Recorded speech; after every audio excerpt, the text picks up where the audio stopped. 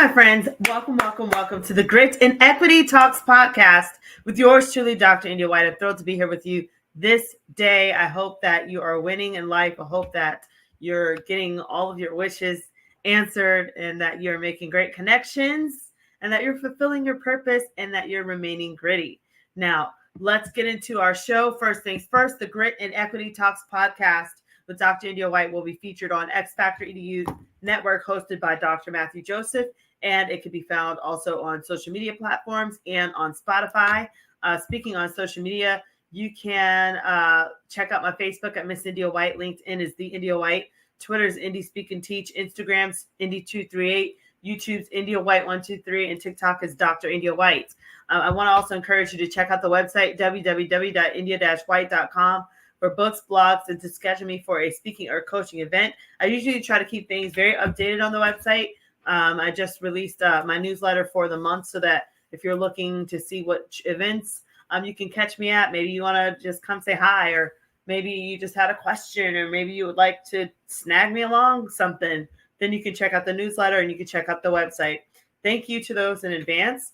Speaking of events, we're super excited. We've got NCSM coming up, NCTM's coming up, NATM, ICTM, OCTM, ATM&E, and beyond. Northwest Conference, South Carolina's math conference is coming up as well.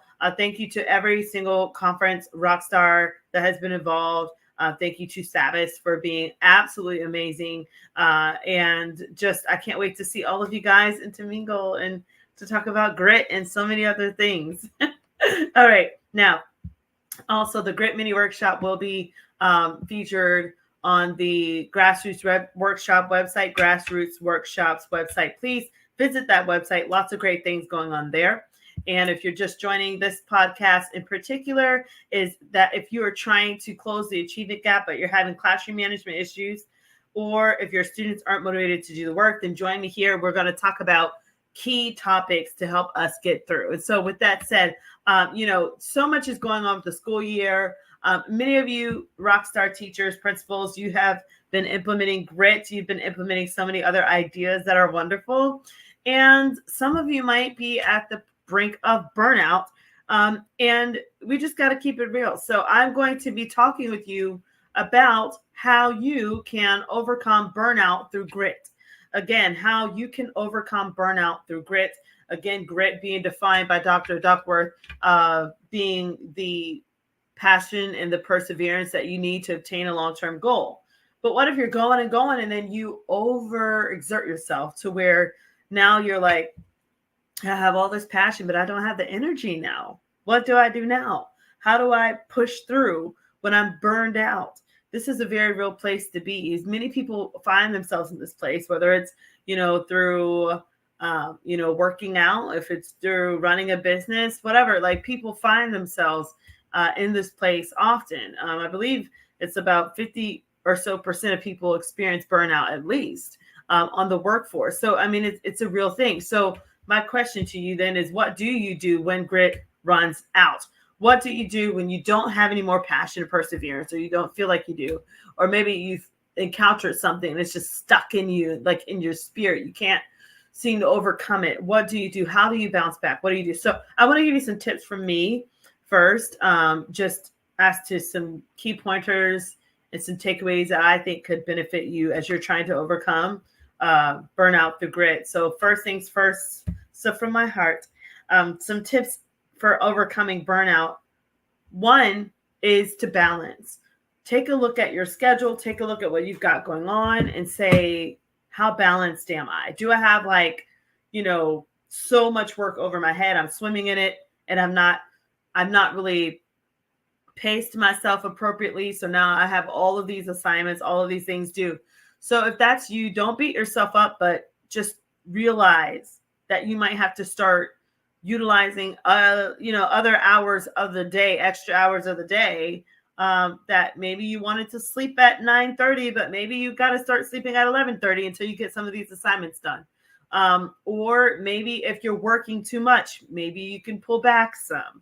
Maybe you can, figure out how can you reserve some of your energy. Like, I understand you're a rock star. I understand you're gritty, but we still need you around, right? So it's a fine balance as to, and you've got to listen to your body. Your body will tell you, like, okay, pump brakes, that's too much, or listen to your support group. It's just the next thing. Get a support group if you don't have one. Get someone that you can talk to. I thank goodness, I thank God for my mentor, Mama Sharon, who is there for me, who, I can email her something or talk with her, or, maybe a teacher or a friend. It's wonderful to have people in your support group. One of my besties in Pennsylvania is wonderful. She's a wonderful person I go to, just to kind of bounce off, just, hey, am I okay here? It's okay, guys. Have those people that support you in your corner, so that they can keep you abreast as to what reality really is looking like. Because sometimes when you're falling apart, you don't really see it. They might see it though. So it's good to have another person in to see, your weak spots, or to see where you're being blindsided.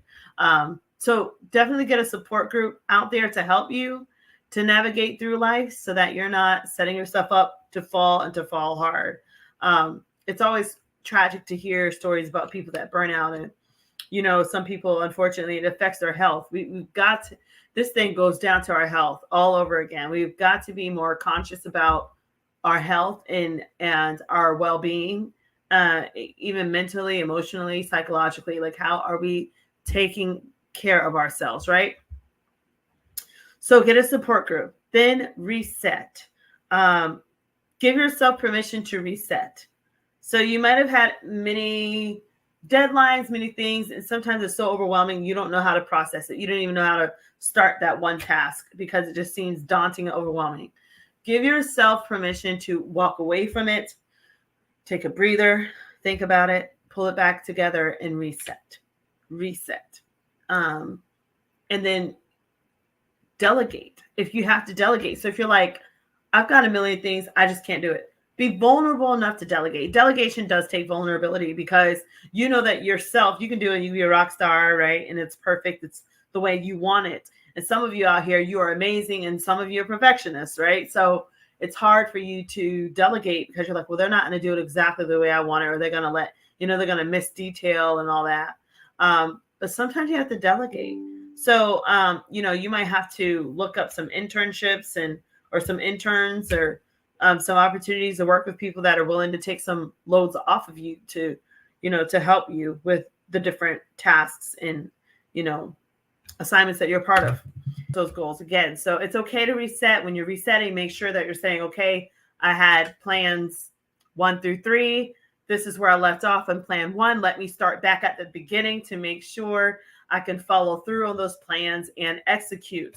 Now, when you're doing this, it's important to note to yourself to really count the cost to see if you can execute on those plans that you have established before you.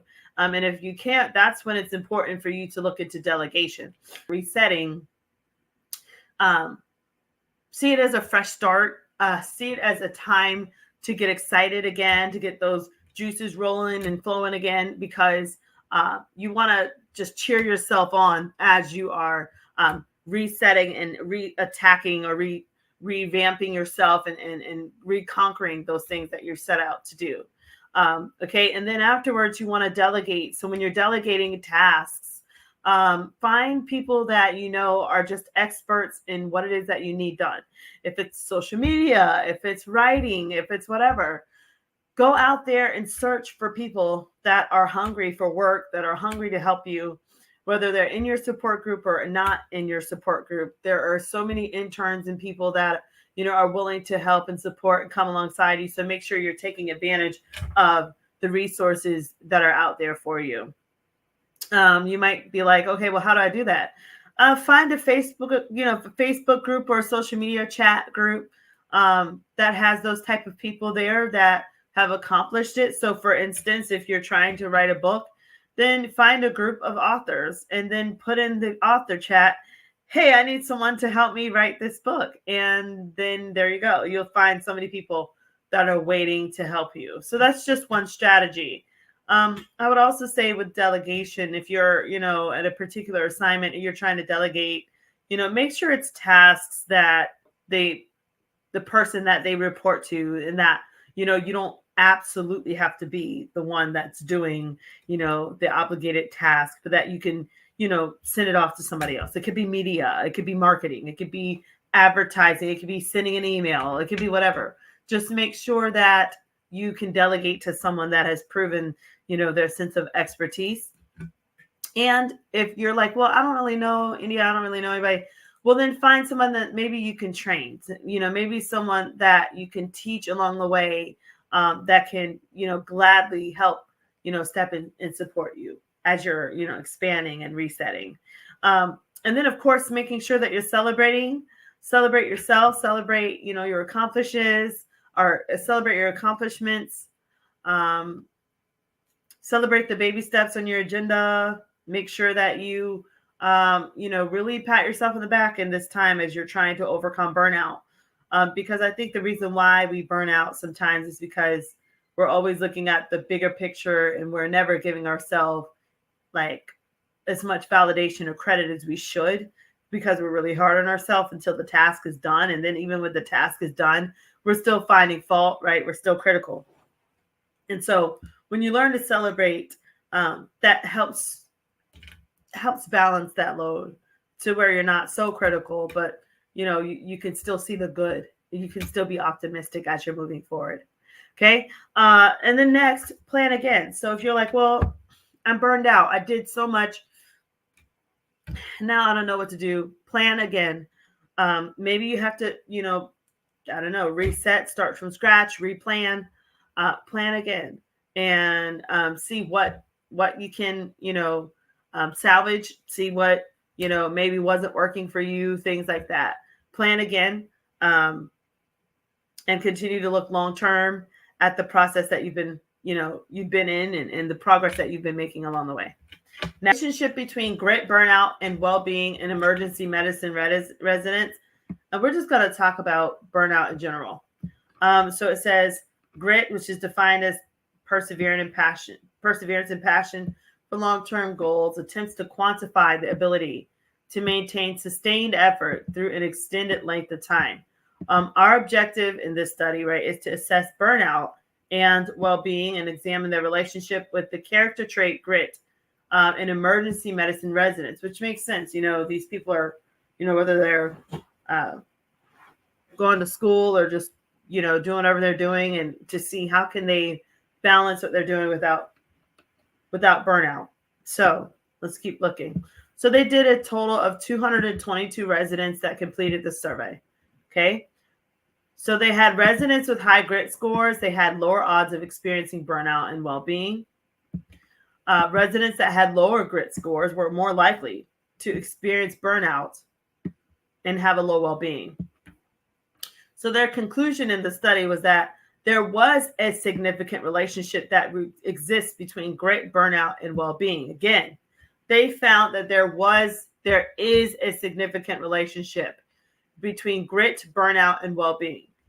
They also found that residents that had high grit, they appeared to be less likely to experience burnout and low well-being, while those with low grit are more likely to experience burnout and low well-being. So burnout is defined as a prolonged response to chronic emotional and interpersonal stressors on the job, defined by 3 dimensions. There's emotional exhaustion, depersonalization, and a sense of reduced personal accomplishment. Wow. Again, emotional exhaustion, depersonalization, and a sense of reduced personal accomplishments. It affects physicians at every level of training, from med school to practicing clinicians. And then it says at the start of the residency, well-being measures in residents are consistent with the findings in medical school. However, after entering training, residents' depression and burnout rates increase significantly compared to their peers.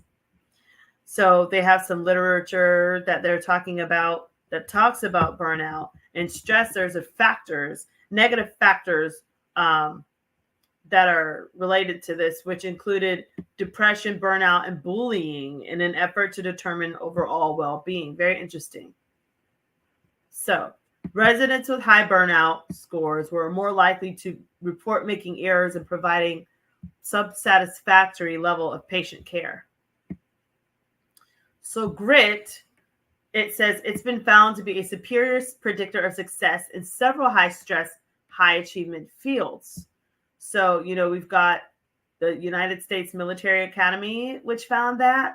It says, in fact, GRIT was a superior predictor than measures of standard intelligence, and gritty adult learners reach higher educational achievements, and gritty teachers are more likely to retain their jobs and instill a higher academic achievement in students. Grit and resilience have also been offered as possible explanations for success in health professional students who succeed in the face of pressure. Okay, so they're going on here. They're saying there's higher grit scores for medical education correlated with higher performance in historically difficult courses like gross anatomy, and residents with below median grit were more than twice as likely to consider leaving surgical residency training.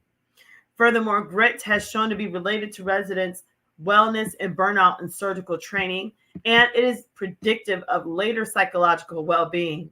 Yeah, measured by the Maslach burnout inventory. Wow, and the psychological general well-being scale. So those are their instruments that they're using, I guess, here.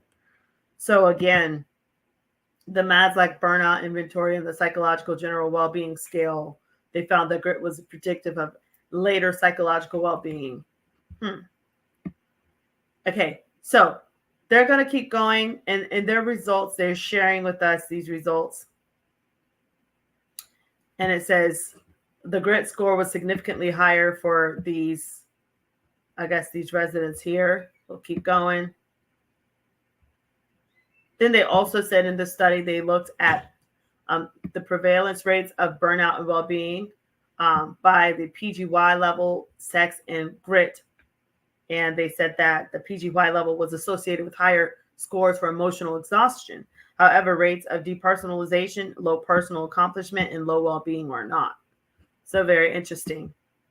So all you med people out there, I know you're probably digging this. So it says here, they found the median grit score in EM residents were higher than the median grit score in the general population. Resident grit was estimated to be slightly lower than that reported in surgical residents, but higher than that of attending physicians across multiple specialties.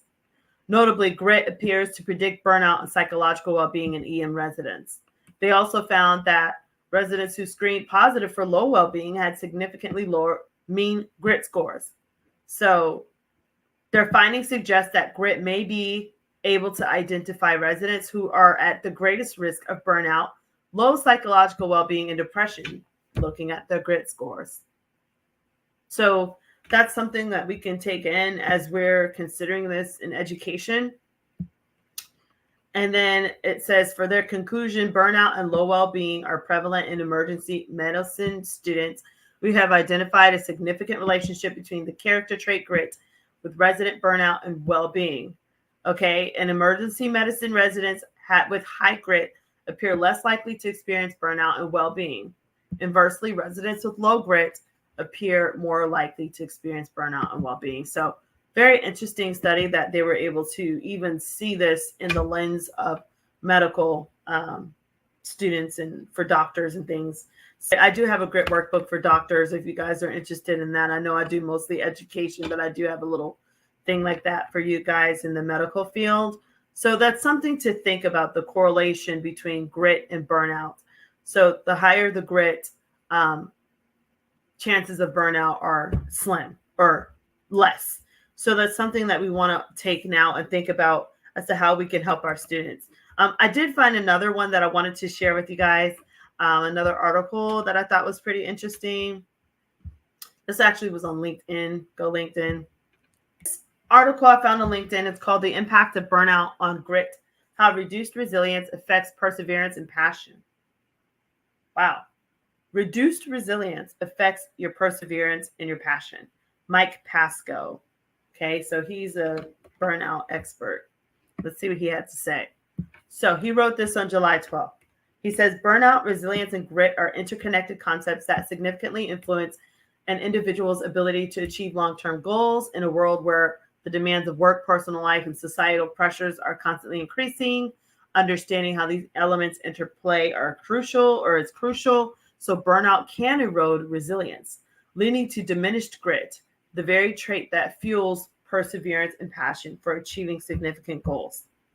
So he's going to talk about it. So we've got to understand how to avoid burnout for not only ourselves, also for our students. Okay, understanding burnout, resilience, and grit matters.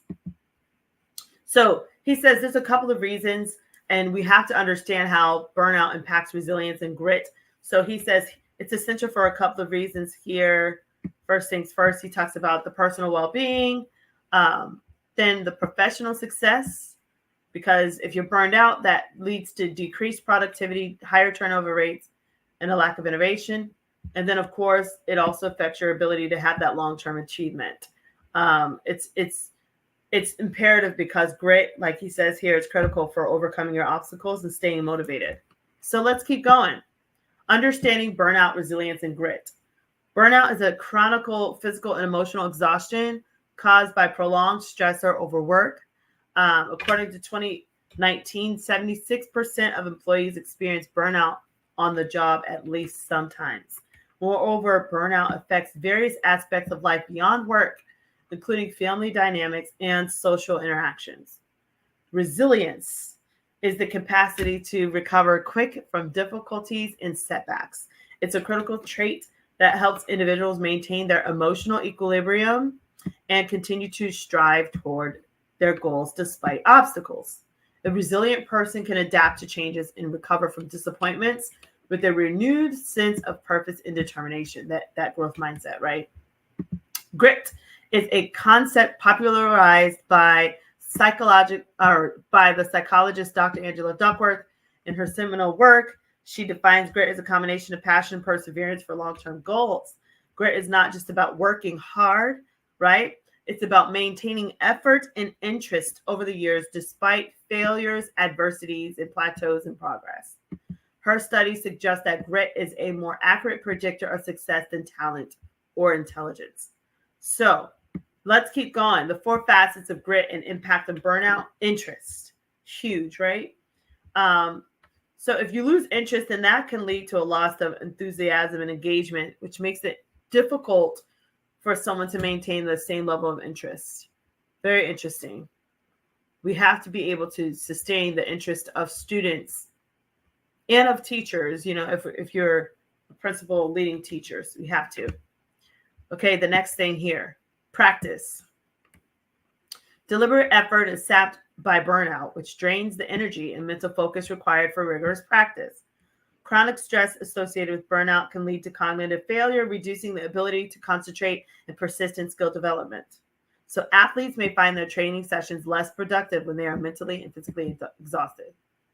Next thing, purpose.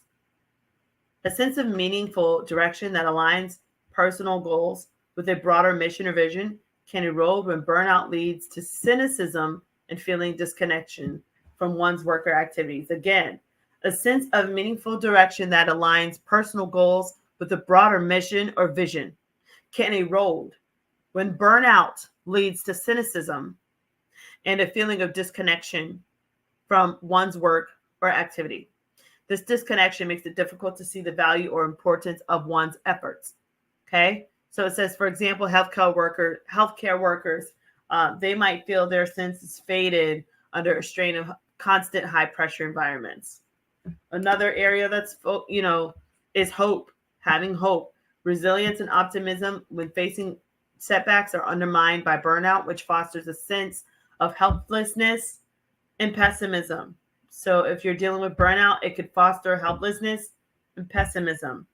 So the reduced resilience from burnout makes it harder for someone to remain hopeful and optimistic when they're encountering obstacles. This is why we need mentors, and this is why we need a support group.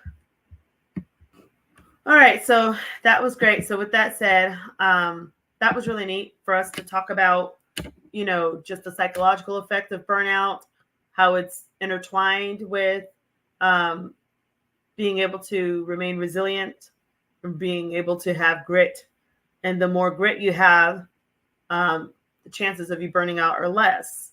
But the lower your grit level, then the chances of burning out does increase.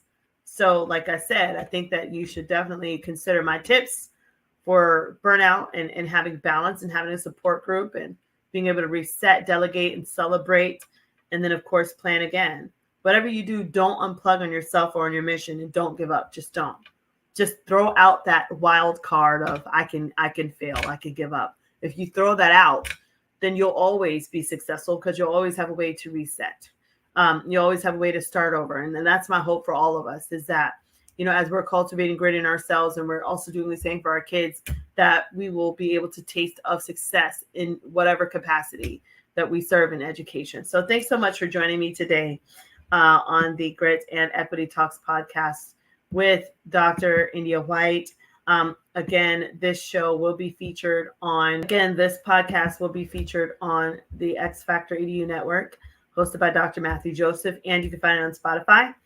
Check out the website, www.india-white.com, for books, blogs, and to schedule me for an event. You can check out my handles here. Facebook's Miss India White. LinkedIn is the India White. Twitter's Indie Speak and Teach. Instagram's India238. YouTube's India White 123. And TikTok is Dr. India White. I will see many of you guys at these upcoming conferences. Can't wait to see you guys at NCSM and NCTM. And thank you to those that will be visiting the several sessions that we'll have at both of those conferences, and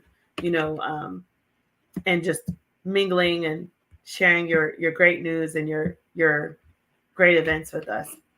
Check out the Grassroots Workshop website for the Grit Mini Workshop.